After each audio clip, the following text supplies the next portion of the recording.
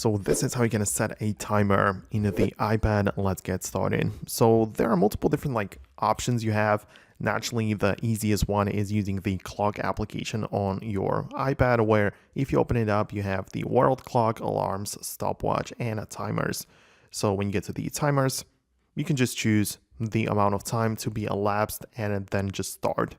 What's important, however, is to choose what happens when the timer ends, as a lot of people, for example, might have it set to stop playing, which just means that it is a timer to stop your music or videos or anything else that you're watching. Might be useful, may not be that useful for another person.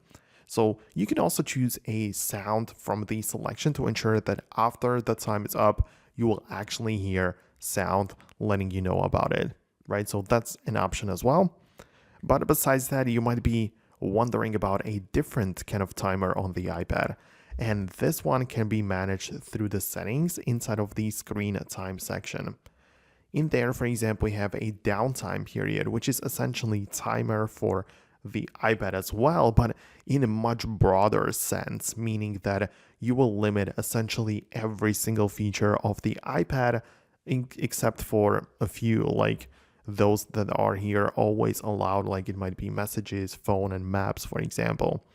And if you do this, you essentially set a timer for the iPad in the sense that during that period, the iPad will barely be usable, only basic functions, so it won't be able to be used for entertainment or games or watching videos or anything like that. So this is a second approach, something that just crossed my mind. So go ahead and let me know below in the comments if this is what you meant, or if there are some other things you might have in mind, then let me know about them and I might make an updated video about it, or we'll see what's up. So thanks a lot for watching. Most definitely subscribe to this channel so you never miss tutorials like this in the future. Thanks a lot, and I'll see you in the next one.